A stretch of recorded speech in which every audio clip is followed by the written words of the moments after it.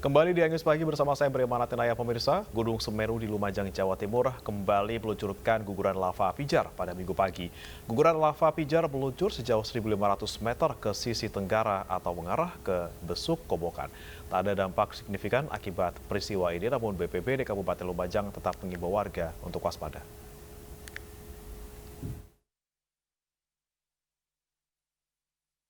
Gunung Semeru kembali luncurkan guguran lava pijar. Peristiwa ini terekam kamera CCTV milik relawan di Desa Oro-Oro Ombo, Kecamatan Pronojiwo, Lumajang, Minggu pagi. Dalam rekaman CCTV, terpantau guguran lava pijar meluncur sejauh 1.500 meter ke sisi tenggara atau mengarah ke Besuk Kobokan. Aktivitas vulkanik Gunung Semeru masih cukup tinggi. Berdasarkan laporan periodik Pos Pengamatan Gunung Api Semeru dalam 6 jam terakhir, secara visual Gunung Semeru alami 4 kali letusan dengan tinggi kolom asap mencapai 200 hingga 700 meter. Begitu pula aktivitas kegempaan Gunung Semeru yang masih tinggi. Tercatat 17 kali gempa letusan, 1 kali gempa guguran, dan 3 kali gempa hembusan.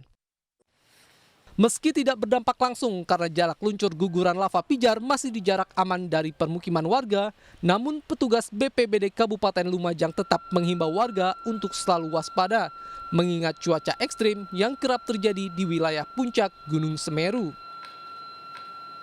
Cuaca yang ekstrim seperti sekarang ini dikhawatirkan ada banjir lahar, baik lahar dingin maupun lahar panas yang sama-sama berbahayanya selain waktu-waktu bisa terjadi awan panas guguran. Sementara itu hingga 9 April 2023 status Gunung Semeru masih bertahan di level 3 atau siaga berdasarkan rekomendasi BVMBG. Warga dilarang beraktivitas apapun di radius 13 km dari puncak dan 15 meter di kanan kiri sepadan sungai serta 17 km sepanjang jalur lahar karena berpotensi terjadi perluasan awan panas guguran. Dari Lumajang, Jawa Timur, Yaya Nugroho, iNews melaporkan.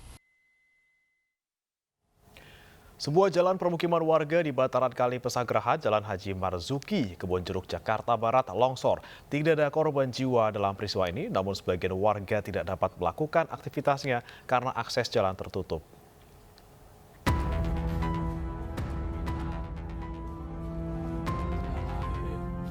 Beginilah kondisi jalan longsor di bantaran Kali Pesanggerahan, Jalan Haji Marzuki, Kedoya Selatan, Kebonjeruk, Jakarta Barat. Sekitar seminggu sebelum terjadinya longsor, sudah muncul retakan di sepanjang jalan itu. Sementara itu, jalan yang berada tepat di bantaran Kali Pesanggerahan ini diduga longsor akibat tanahnya terkikis. Beruntung salah satu rumah yang tidak jauh dari lokasi tidak terkena imbas longsor. Akibat peristiwa ini, sebagian warga tidak dapat melakukan aktivitasnya karena akses jalan tertutup. Tadinya sering banjir, tahu-tahu lama nggak hujan-hujan. Tahu-tahu tanpa sengaja. Karena terkikis ya, tanahnya terkikis. Karena terkikis lagi pula. Sebelum kejadian longsor mungkin udah ada tanda-tanda dari retakan-retakan. Retakannya udah ada lah. Semingguan lah.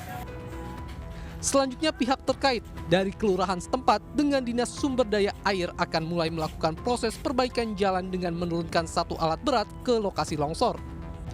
Dari Jakarta, Miftahul Gani, iNews melaporkan.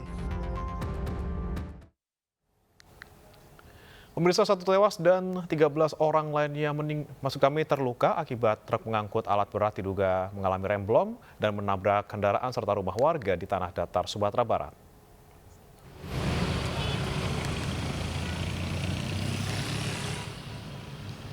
Kecelakaan truk pengangkut alat berat terjadi di jalur lintas Padang Panjang Bukit Tinggi, tepatnya di daerah Panyalain, Bintungan, Kabupaten Tanah Datar, Sumatera Barat, Minggu siang. Menurut saksi mata, truk yang mengangkut alat berat jenis bulldozer itu tidak terkendali saat melintas di jalan menurun menuju Kota Padang. Truk berplat nomor B9178DU menabrak 1 mobil, 2 sepeda motor, dan 3 rumah. Salah satu pengendara motor tewas di lokasi kejadian. Kejadian ini juga melukai 13 orang lainnya dan seluruh korban langsung dibawa ke RSUD Padang Panjang dan Rumah Sakit Yarsi. Lokasi kejadian dikenal dengan jalur rawan kecelakaan yang melibatkan truk yang semua kasusnya disebabkan sistem pengereman yang tidak berfungsi.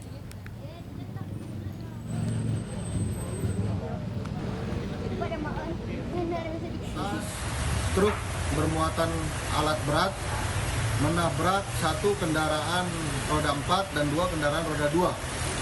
Dari kecelakaan tersebut, satu pengendara roda 2 mengalami meninggal dunia di tempat. Dan korban luka berat 1 orang, luka ringan 12 orang. Lalu untuk kerugian material ada 3 kendaraan roda 4 yang terparkir dan 1 kendaraan roda 2 yang terparkir. Sejumlah pengendara roda 2 nekat melawan arus demi menghindari razia yang digelar Satlantas Polres Parepare, Sulawesi Selatan. Petugas menjaring ratusan kendaraan, sebagian besar pengendara tidak menggunakan helm dan tidak memiliki plat motor.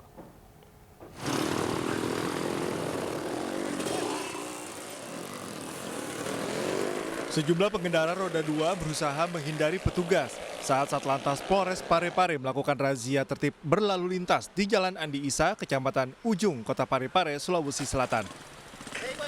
Sejumlah pengendara juga memilih terlihat melawan arus agar tidak terjaring razia. Razia tertib berlalu lintas ini dilakukan karena maraknya pengendara yang tidak patuh saat berkendara. Pengendara yang terjaring langsung diarahkan petugas untuk mendorong kendaraan mereka ke kantor Satlantas Polres Parepare. Dalam razia ini petugas menjaring ratusan kendaraan. Sebagian besar pengendara tidak menggunakan helm dan tidak memiliki plat nomor kendaraan. Untuk menyambut operasi ketupat dalam rangka mengurangi angka kecelakaan, terus sekarang ini karena sudah marak banyak yang tidak menggunakan helm, maka kami melaksanakan operasi. Sebagai efek jera, petugas akan menahan kendaraan yang terjaring hingga Hari Raya Idul Fitri nanti. Dari Parepare, Sulawesi Selatan, Erwin Eka Pratama, iNews melaporkan.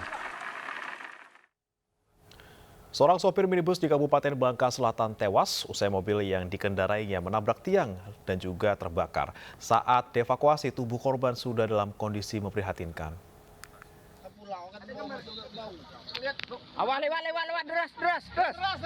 Sebuah minibus yang melaju dari arah Toboali menuju Air Gegas menabrak tiang listrik di ruas jalan desa Pergam, Kecamatan Air Gegas, Kabupaten Bangka Selatan. Usai menabrak tiang listrik, mobil tersebut langsung terbakar hingga menyebabkan pengendara tewas terbakar di dalam mobilnya. Setelah api berhasil dipadamkan, jenazah korban langsung dievakuasi oleh aparat gabungan setempat. Menurut Kapolsek Air Gegas, kecelakaan tersebut diduga disebabkan karena sopir mengantuk hingga menabrak tiang listrik dan terbakar. Naas sang sopir tidak bisa menyelamatkan diri. Satu unit mobil carry minibus, pas di tikungan tajam, mobil tersebut mungkin diduga ngantuk, menabrak tiang listrik sebelah kiri sehingga menyebabkan mobil tersebut terbakar dan sopir tidak bisa menyelamatkan diri dari kendaraannya. Keadaan sopir meninggal di dalam kendaraan dengan luka bakar hampir 100%. Jenazah korban kemudian langsung dibawa ke RSUD Bangka Selatan untuk keperluan identifikasi untuk mengetahui identitas korban. Sementara kasus kecelakaan tersebut sudah ditangani Polsek Air Gegas bersama Satlantas Polres Bangka Selatan. Dari Kabupaten Bangka Selatan, Bangka Belitung, Wiwin Suseno, iNews melaporkan. Pemirsa, sebuah truk menabrak minibus di Jalan Raya Cilegon Anyer, Serang, Banten. Evakuasi sopir minibus yang terjepit berlangsung dramatis.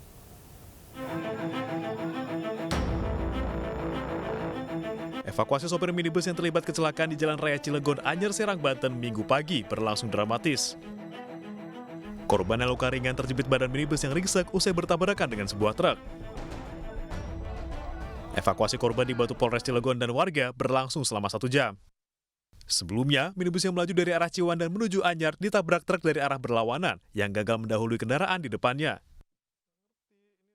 Mobil, walau pengakuan si pengemudi truknya itu ngantuk dia mendahului mobil minibus yang ada di depannya. Cuma mungkin karena belum sampai, dari depan ada mobil lagi, korban kecepatan tinggi. Dia buang kemana-mana juga, ke kiri ke kanan juga tetap aja tuh kena. Dia buang ke kiri kena, yang disalip sama dia, ke kanan kena. Akhirnya dia ke kanan, ya saat bersamaan datang kendaraan Avanza itu yang dikemudikan oleh mobil. Akibat kecelakaan ini 2 kendaraan rusak parah. Sopir minibus yang luka-luka dan syok dilarikan ke Rumah Sakit Krakatau Medika Cilegon. Dari Serang, Banten, Mahesa Apriandi, iNews melaporkan.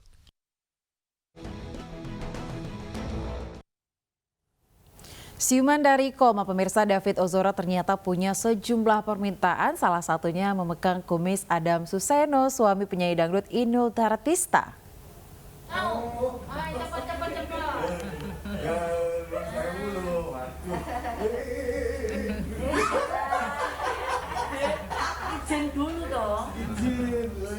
David Ozora, korban penganiayaan Mario Dandi, tersenyum bahagia setelah kedatangan tamu istimewa penyanyi dangdut Inul Daratista beserta suaminya Adam Suseno.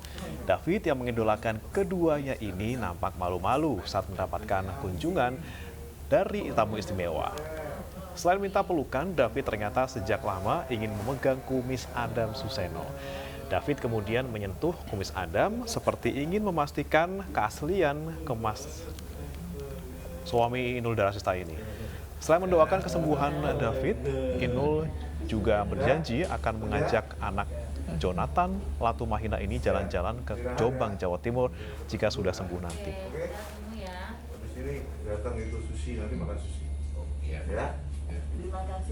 Terima kasih dulu. Sejak dibukanya posko DVI pengaduan orang hilang korban pembunuhan Slamet Thohari, sebanyak 17 orang sudah melapor. Dari 12 korban, baru 3 jenazah yang teridentifikasi dan sudah diserahkan ke pihak keluarga.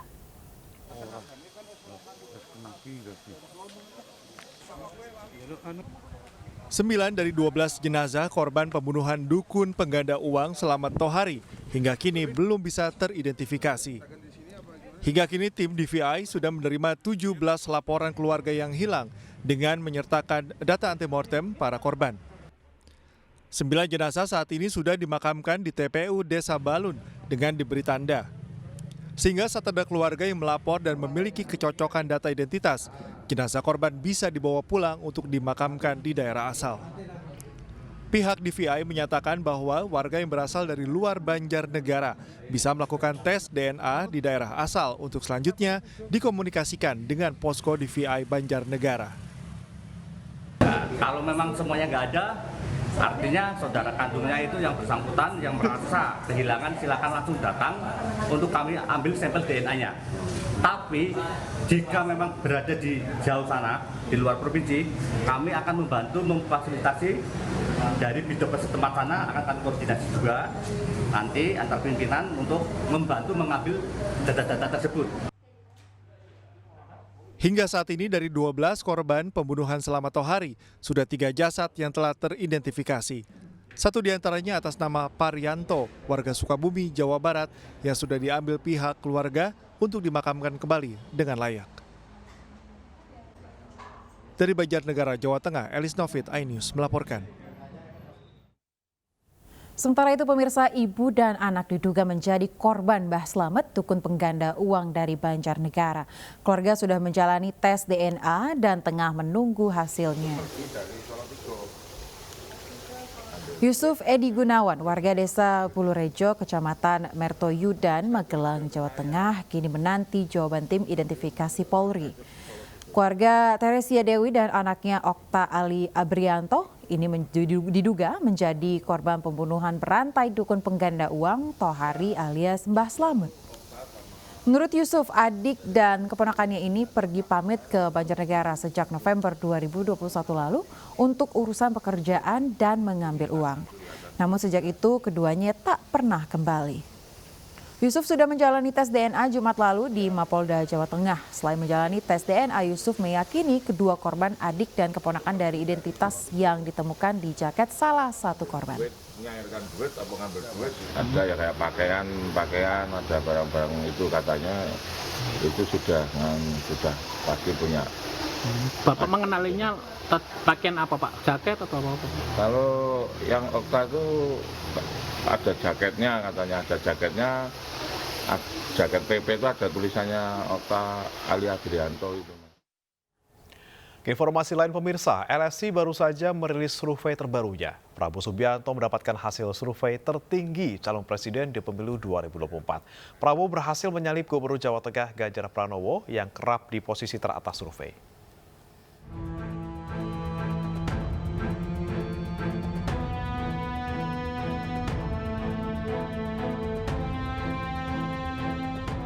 Persaingan bakal calon presiden dan wakil presiden 2024 terus memanas. Lembaga-lembaga survei bahkan kerap merilis elektabilitas para calon presiden. Lembaga Survei Indonesia baru saja merilis hasil survei calon presiden di pemilu 2024. Dari survei yang dilakukan mengkerucut ketiga nama dengan suara tertinggi, yakni Prabowo Subianto, Ganjar Pranowo, serta Anies Baswedan. Dalam survei LSI tersebut, Prabowo Subianto berhasil menyalip suara Ganjar. LSI menyebut nama Prabowo Subianto terus mengalami penguatan. Prabowo unggul dengan suara 30,3%, meningkat dari sebelumnya 26,7%. Sementara Ganjar meraih 26,9% dan Anies Baswedan 25,3%. Bahkan menurut LSI, pencapaian Prabowo ini menjadi yang pertama kali sejak setahun terakhir. Sementara itu terjadi penurunan tajam dari suara Ganjar Pranowo. Selama 2 bulan terakhir, Ganjar bahkan mengalami penurunan sekitar 8%, yakni dari 35% menjadi 26,9%. Sementara suara dukungan untuk Anies Baswedan cenderung stabil dan mengalami sedikit penguatan sebesar 1,3%, yakni dari 24% pada Februari menjadi 25,3%. LSI menyebutkan kemungkinan ada permindahan suara sebanyak 8,1% suara Ganjar yang terpecah dan terbagi sebagian ke Prabowo dan sedikit ke Anies. Tim Liputan iNews melaporkan. Ya pemirsa, bursa calon wakil presiden 2024 tidak kalah sengit dengan bursa calon presiden di tahun politik tersebut. Ya, elektabilitas sejumlah tokoh dan figur sebagai cawapres terus menguat dan menjadi sosok yang ideal untuk memimpin bangsa ke depan.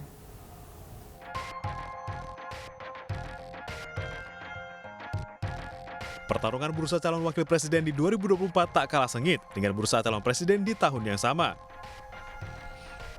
Masyarakat memilih banyak tokoh yang dinilai pantas menjadi sosok wakil presiden. Berdasarkan hasil survei Lembaga Survei Indonesia, nama Gubernur Jawa Barat Ridwan Kamil, Menparekraf Sandiaga Uno, dan Menteri BUMN Erick Thohir menjadi 3 besar kandidat cawapres di 2024. Tak hanya segudang prestasi, mereka juga memiliki elektabilitas tinggi serta jiwa kepemimpinan yang dapat membawa perubahan yang lebih baik bagi bangsa dan negara. Dengan kapasitas mereka sebagai tokoh nasional yang juga dikenal luas berbagai kalangan masyarakat, ketiga cawapres dapat mendongkrak tingkat keterpilihan jika disandingkan dengan calon presiden yang akan bertarung di Pilpres mendatang. Tim Liputan iNews melaporkan.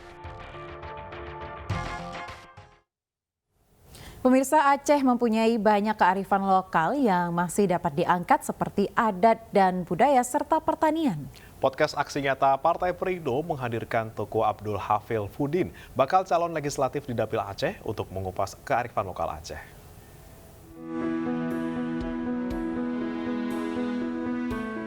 Ditopang luasnya sektor pertanian, mata pencaharian sebagian besar masyarakat Aceh adalah bertani. Pertanian pun menjadi potensi yang besar, namun perlu ada campur tangan pemerintah untuk mengembangkan sektor pertanian agar dapat bertahan di tengah derasnya arus modernisasi saat ini.